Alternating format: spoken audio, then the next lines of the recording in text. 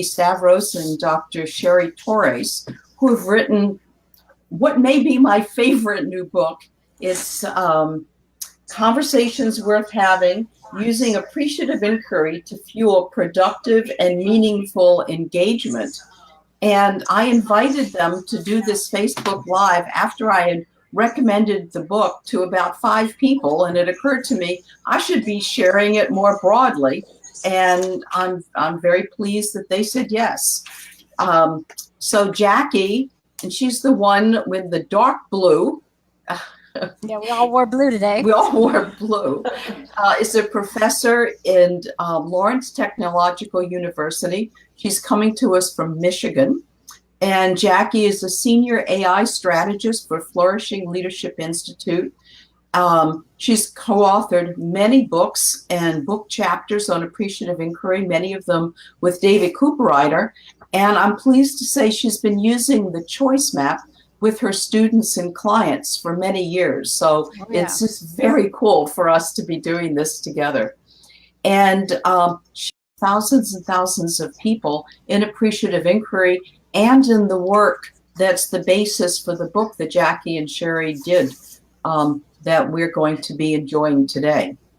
So we'll start out. Oh, I should say to you that our producer today is Lisa Kanda, and she's in Savannah, Georgia. Should she pop up on the screen, she's there for a reason, because there's something that we need. So, so when she shows up, we'll be glad she did. So let's start out with really what prompted you to write the book, and why was that so important to you?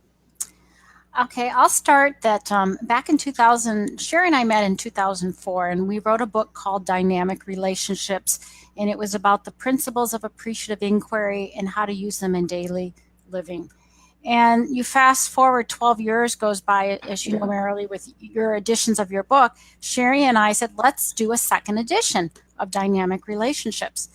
And we put a proposal together. We were honored and thrilled that Barrett Kohler accepted our proposal. And Steve Parasante, the president, who became our editor, got on the phone and said, I have a challenge for the two of you. He loved our Dynamic Relationships book, but we had a conversation about how could we take appreciative inquiry into daily living, into more of a popular press book, the BK Life series. So with Steve's coaching, we ended up not doing a second edition, but we did a totally new book called Conversations Worth Having, and about using appreciative inquiry to fuel productive and meaningful engagement. Maybe Cheri can share her version, but that's kind of how it happened. Yeah, my version is very similar and close to that. It's as we started to write, we also realized we were in a different place. Our understanding of appreciative inquiry and how to bring it into daily living had evolved over 12 years. But Steve Parasante was really instrumental in continuing to push back and say, make it easy, make it easy. What's the 1 or 2 practices that will bring this into everybody's life? And the result was Conversations. And frankly, the work is so important that it needs to be accessible so that many, many people can take advantage of it, both in their work settings and in their home settings. Yes. I just think it's brilliantly put together and synthesized and made accessible in that way, which is why I've been recommending it to so many people. Thank you. Thank you. So let's ask a really basic question, which is, why are conversations so important? I'll take a shot at that. If you think about it, everything we do happens in conversation. We're either in conversation in our own minds, chatting away, or we're engaging with each other in dialogue. And the words that we're saying and the tone, the direction of those conversations influences what's possible in our lives. So if you think about any given day, you could have a really good conversation, and you're like, you're up high, you're going to take on anything, you're going to take on the world. And one negative down conversation happening in the middle of that day can completely derail, and then your conversations from then on can ripple through that. So being really intentional with what are we talking about and how are we engaging with each other so that we have conversations that improve our well-being and improve the possibilities for a world that could work for everybody. I would just add that the one quote I remember from the introduction from the book by David was, "We live in the world our conversations create." So as Cheri said, conversations can make you flourish or they can make you flounder and shut down. So you really want to think about the tone and direction of the conversations you're having with people. And one of the things that's so cool about the book are there's some very clear practices and things for people to keep in mind so that in any conversation, there are questions to ask yourself that could help you move the conversation in a positive direction. So I would love it if you would share some of those practices here. Sure. So there's two practices. And the first practice is positive framing, and that's about framing a situation. And it can simply be about more of what you want versus what you don't want, or what you wish to happen instead of what you don't wish. So it's meeting the person where they're at with the problem, the challenge, the situation, and then like flipping it to what we simply call the positive opposite. That's the first practice, is positive framing. But you keep moving forward through generative questions. And generative questions, and we have a visual of the flip at some point if we want to show it, but a generative question is curiosity. You don't know the answer. And Marilee, we even cite your book, Change Your Questions, Change Your Life. They are questions that open up people, get people excited. Oh, and there's could you walk people through the PowerPoint? Yeah, go ahead, Cheri. You want to take them through an example? Sure. Let me give you an example out of the book. There's a hospital administrator who is in charge of quality, and the hospital had been growing over a 3-year period. It had gotten significantly larger, and that had created much stress for the organization. And as a result of that, patient satisfaction was suffering. And the more the statistics came back with lower scores, the more anxious she became. And she was engaged in the typical problem-solving, deficit-based conversations around how do we fix this problem? What are the nurse managers doing? The nurse managers would get defensive, and there were no solutions. It goes on and on. It does, and it did. And the manager ended up searching online for help, and she found an Appreciative Inquiry class specifically for healthcare organizations. And in the midst of the class, she realized, oh, I have been part of the problem because of the approach that I've been using, and the tone and the direction of the conversations that I've been fostering.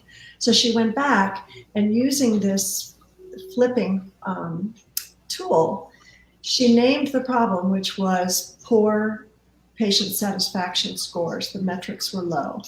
And the flip is the positive opposite, which was patient satisfaction scores are high.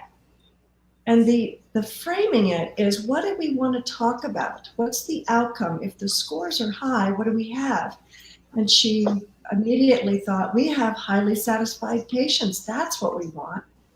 How do we talk about those? And then she began to get curious about, so patient satisfaction is not zero. I wonder what's happening for those patients that are satisfied.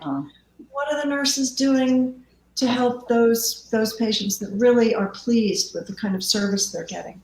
And so when she went back to have a different conversation with her nurse managers, she first apologized, then she shared a bit about Appreciative Inquiry with them, and said, this week, I just want you to observe, pay attention to what are your nurses doing well, and what are your nurses doing when patients seem to be really pleased.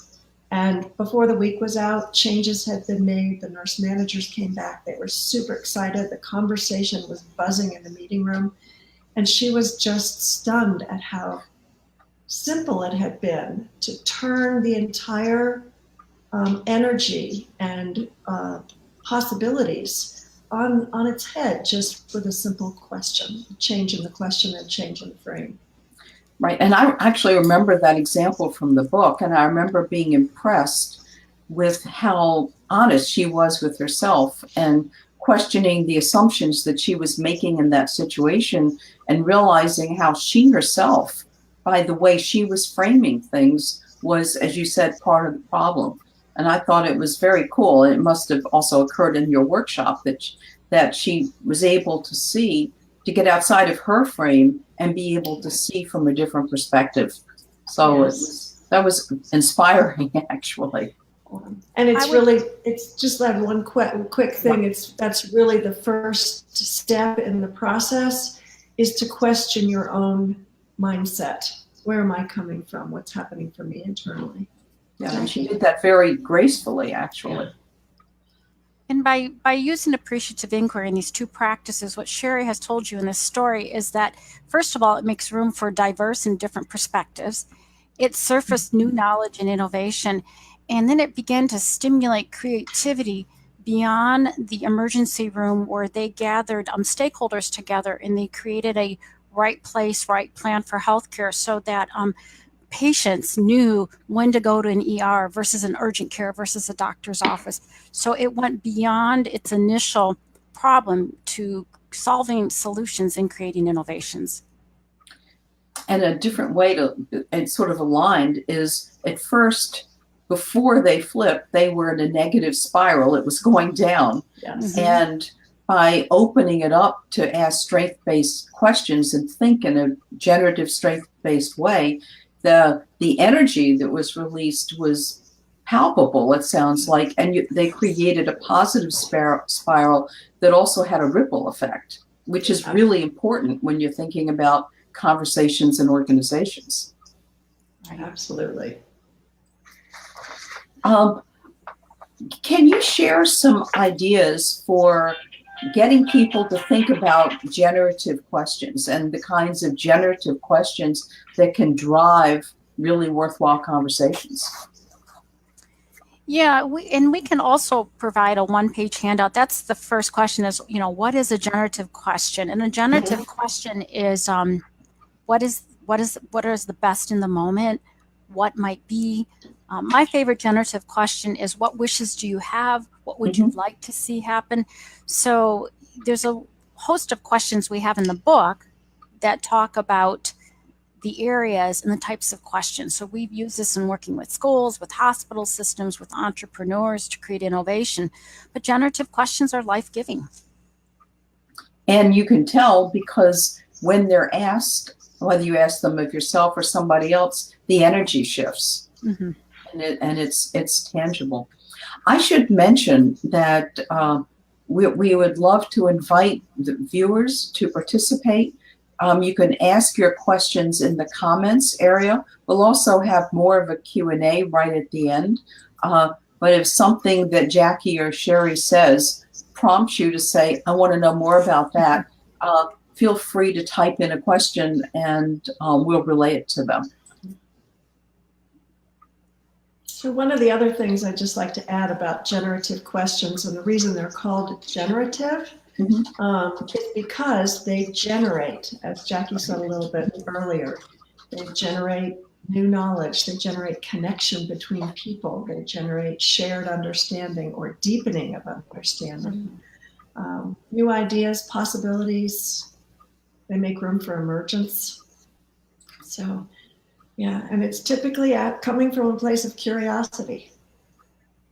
So here's a question. How do you get other people to be more positive?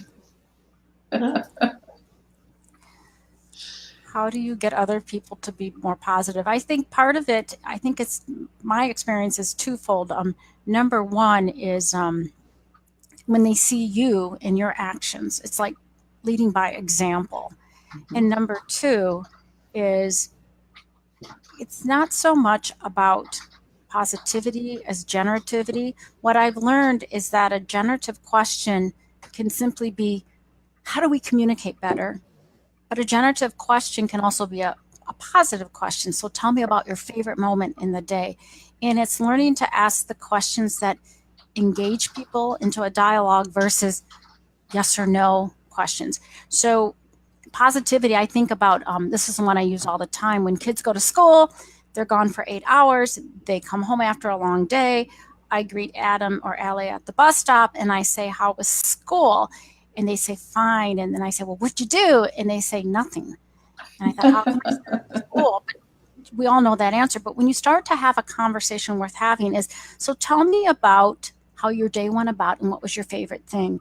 And then the favorite thing is recess, but then recess leads to what science class and what they did.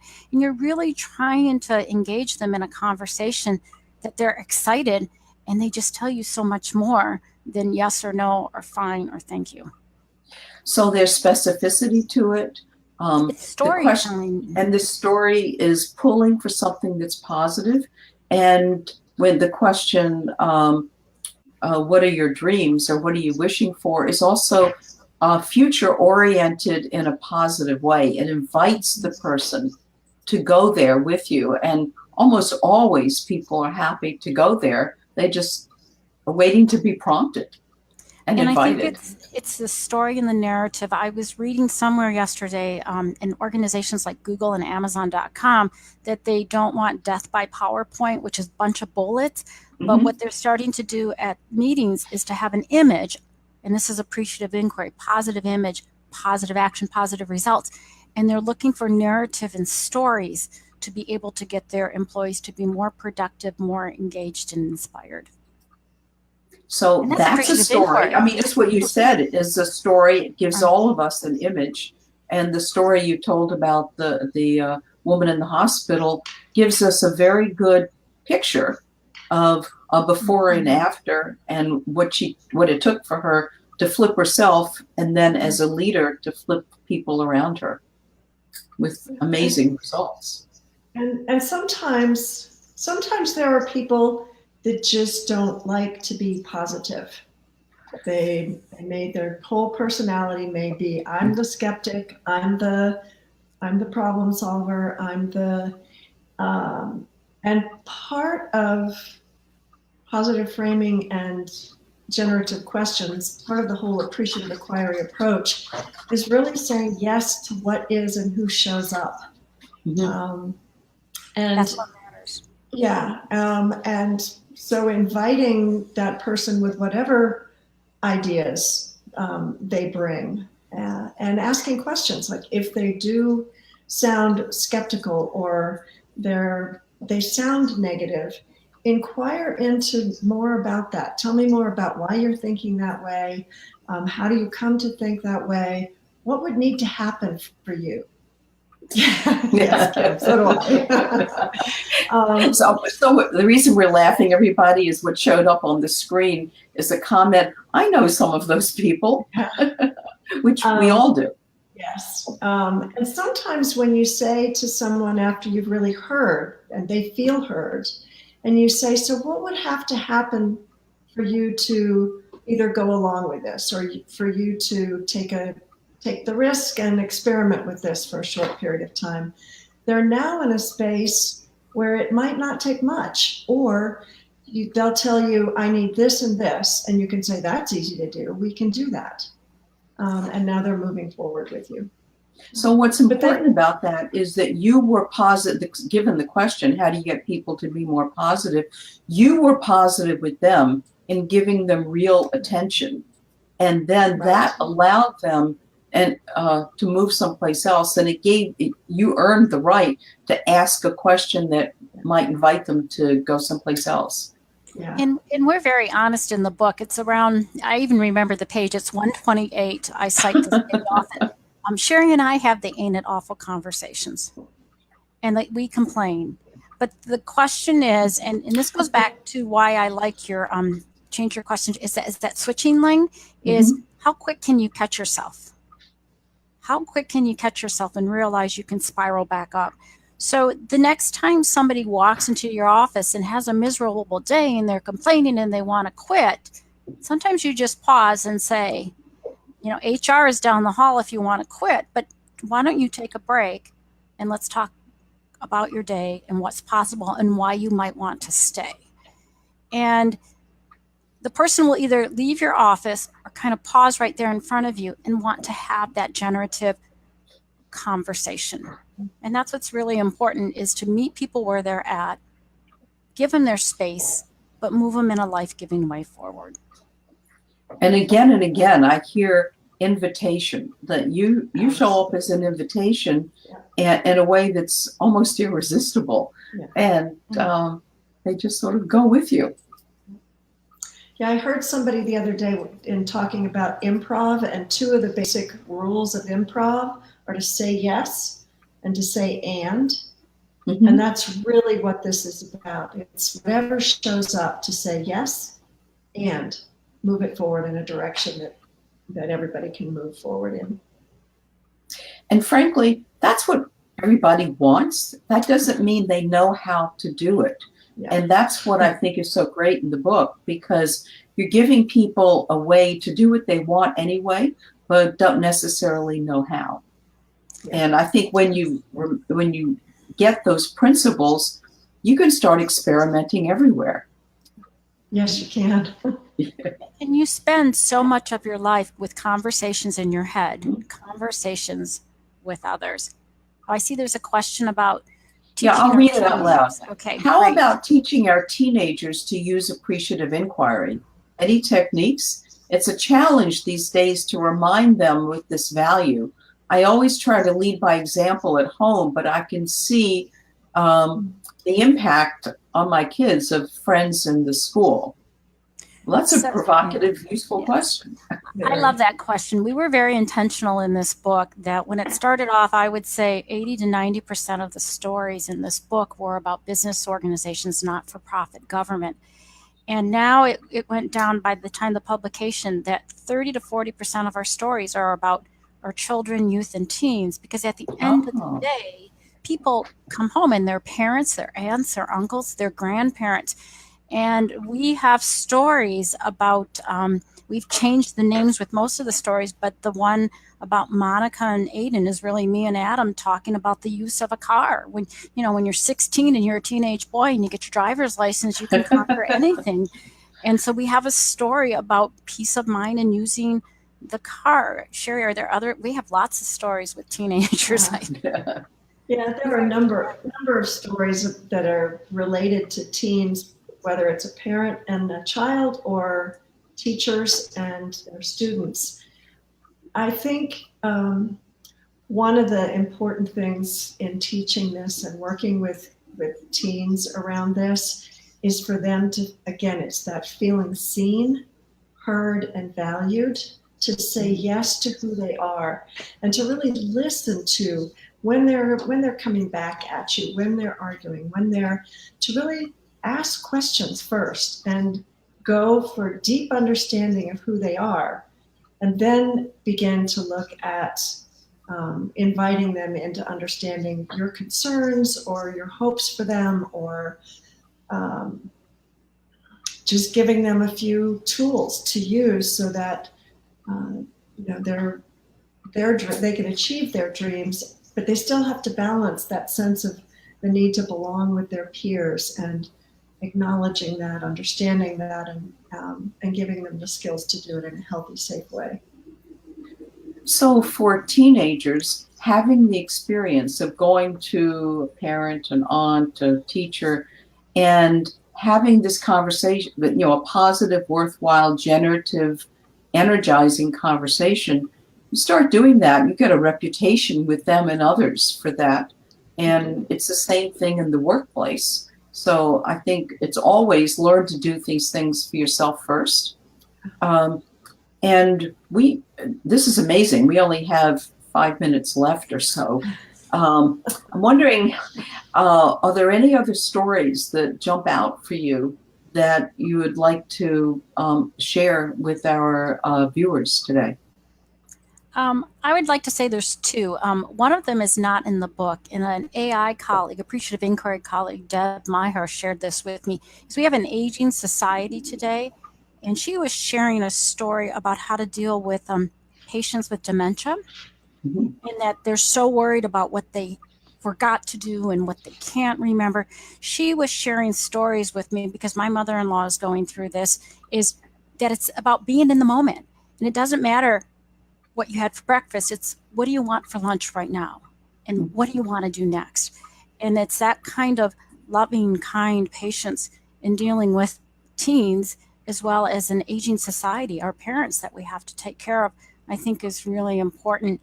And the second story, which I'll mention, is in the last chapter of the book, and we titled that chapter Anytime, Anywhere, Any Situation, was when my husband was diagnosed with a stage 4 cancer. When you hear stage 4 cancer, you think terminal and your mind goes negative. And the doctor pointed out that the way medicine is processing today, that for the stage 4 lymphoma he had, there's a cure, a possibility, a 50-50 chance. So the doctor was flipping me in the moment. But when you go home and you have to tell your children, your husband has their dad has a stage 4 cancer, the first thing that comes out of my teenage daughter's mouth was, is dad going to die? And I said, we are all going to die. That wasn't the answer she wanted. She wanted me to tell her dad was going to be okay. But instead, I began the flip of what do we want to happen. We began to have a very generative conversation of what was possible, because I couldn't guarantee her who was going to live. All I knew was a 50-50 chance at that moment. And how do you, in a bad situation, it wasn't about being positive as much as it was about being generative and giving life. And I will say he's in remission. I'll give this end of this story. It's 5 years later. He's doing great. But that's a story that really will put you to the test when you're in a life and death situation. So, and we really do just have 2 minutes. There's another question. Yeah. How do you dismiss or let go of the shoulds as a parent in the paradigm that you're presenting? So I would respond by saying you should let go of shoulds in everything in your life. And to start, especially when you're looking at your kids, with just check in with yourself. Where did this should come from? What is this should about? Is it fear related for me? Is it my perception of what's important for being in the world? And who am I to know the path my child is on? And I dealt with this, especially with my youngest daughter, lots of shoulds, and she was just not going to follow my shoulds. I was just, and by making space for her, she made lots of mistakes, but she also has come out more of who she is as herself, and not what I might have tried to mold her into. And again, I think that with children, if you acknowledge what they want to do, and you can share, here are my thoughts, here's what I might be afraid of, here are my concerns, here's what I hope for you, and hope that they hear that. But if you come down hard on them, you cut them off, and you eliminate your connection and their validation as a what you just said in relation to teenagers, you could say the exact same thing in relation to colleagues and peers and people at work. And also what I heard you do there is the relationship was in the forefront. The should was in the background. And that's a way to have a conversation where there's connection rather than this. Well said. So this wonderful book, Conversations Worth Having, obviously has lots of examples from life and work that can make a difference. And for those of you who have joined us today, and I think there are a lot of you, we will be sending out the link, and we thank you so much for joining us. And is there any last thing that either one of you would like to share? I would like to say, oh, go ahead, Cheri. I was just going to say, Marilee, if you would like, we can send you that list of questions, and when you send the link out to people, you could send them that. That would be wonderful. We'd love to do that.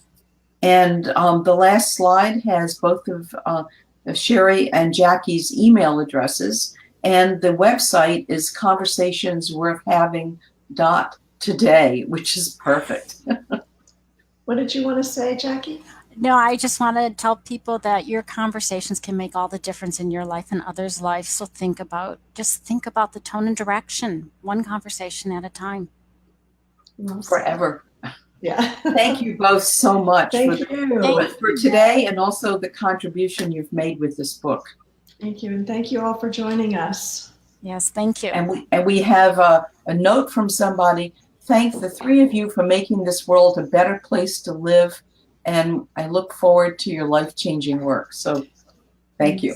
And please join us on that journey. Okay. Bye-bye. Bye-bye. Bye.